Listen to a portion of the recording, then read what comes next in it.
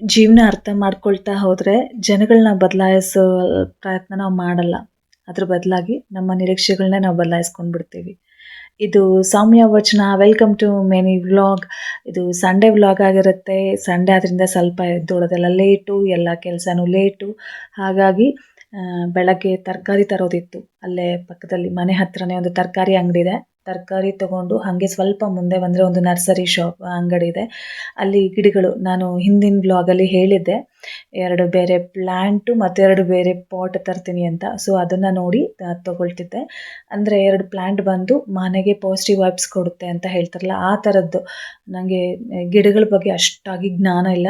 ಅದು ಈಗ ಇತ್ತೀಚೆಗೆ ಆ್ಯಕ್ಚುಲಿ ನಮ್ಮ ನೈಬರ್ಸ್ ಅವರು ತುಂಬ ಚೆನ್ನಾಗಿ ಇಟ್ಕೊಂಡಿದ್ದಾರೆ ಗಿಡಗಳನ್ನ. ಅವ್ರದ್ದೆಲ್ಲ ಒಂದು ಪುಟಾಣಿ ಗಾರ್ಡನಿಂಗ್. ಅದನ್ನು ನೋಡಿ ಸರಿ ನಾನು ಆ ಥರ ಮಾಡೋಣ ಅಂತ ಹೇಳಿಬಿಟ್ಟು ಈಗ ಇನ್ನೂ ಒಂದೊಂದೇ ಶುರು ಮಾಡ್ತಿದ್ದೀನಿ. ಅಂದರೆ ಸ್ಟಾರ್ಟ್ ಮಾಡ್ತಿದ್ದೀನಿ ಪಾಟೆಲ್ಲ ತೊಗೊಳ್ಳಿಕ್ಕೆ.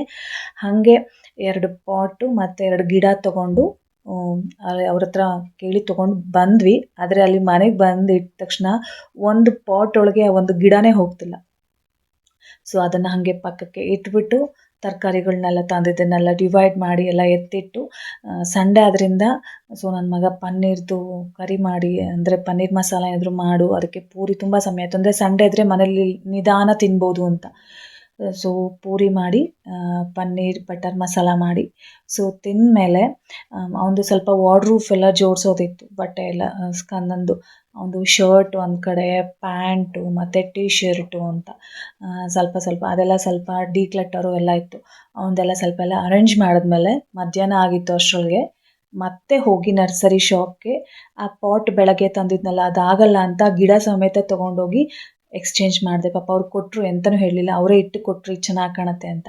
ಸೊ ತೊಗೊಂಡು ಬಂದೆ. ನನ್ನ ಮಗಳ ಖುಷಿ. ತೊಗೊಂಬಂದಲ್ಲಿ ಇಟ್ಟು ಅದಕ್ಕೆ ಸ್ವಲ್ಪ ನೀರು ಹಾಕಿ ಸೊ 4 ಹಿಂಗಾಯಿತು. ಬಟ್ ಅವ್ರದ್ದು ತುಂಬ ಚೆನ್ನಾಗಿದೆ, ಎದುರು ಮನೆಯವ್ರದ್ದು. ನೋಡಿಬಿಟ್ಟು ನಾನು ಒಂದೊಂದೇ ಟ್ರೈ ಮಾಡೋಣ ಅಂತ ಹೇಳಿಬಿಟ್ಟು ಹಾಗೆ ತೊಗೊಂಡು ಬಂದಿದ್ದು. ನನಗೆ ರಮ್ಯಂಗೆ ಹೊರಗಡೆ ಕೆಲಸ ಇತ್ತು ಸಂಜೆ. ಸೊ ಮುಗಿಸ್ಕೊಂಡು ಬರ್ತಾ ದಾರಿಲಿ ಪೋಲಾರ್ ಬೇರ್ ನೋಡಿದ್ವಿ. ಐಸ್ ಕ್ರೀಮ್ ಕ್ರೇವಿಂಗ್ಸ್ ಅನ್ನಿಸ್ತು. ಸೊ ಹೊರಗಡೆ ಹೋಗಿ ನಾನು ರಮ್ಯ ಅಲ್ಲೇ ತಿಂದು ಮಕ್ಕಳಿಗೆ ಪಾರ್ಸೆಲ್ ತೊಗೊಂಡು ಬಂದ್ವಿ. ಅವ್ರಿಗೆ ಫೋನ್ ಮಾಡಿ ಕೇಳಿದ್ವಿ ಯಾವ ಫ್ಲೇವರ್ ಬೇಕು ಅಂತ. ಸೊ ಸ್ಕಂದಂಗೆ ಚಾಕ್ಲೇಟ್ ಫ್ಲೇವರ್ ತುಂಬ ಇಷ್ಟ, ಇವನ್ ವೃಂದಂಗೆ ಸಹ.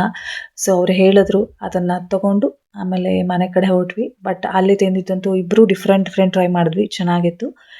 ಸೊ ಆಮೇಲೆ ಸಂಜೆ ನನ್ನ ಮಗ ಜಿಮ್ಗೆ ಹೋಗ್ತಾನೆ. ಬಂದಮೇಲೆ ಅವನಿಗೆ ಪ್ರೋಟೀನ್ ಅಂತ ಸೋಯಾ ಚಂಕ್ಸ್ ಮಾಡಿಡು ಅಂತ ಹೇಳ್ದ. ಸೊ ಮಾಡಿಟ್ಟೆ.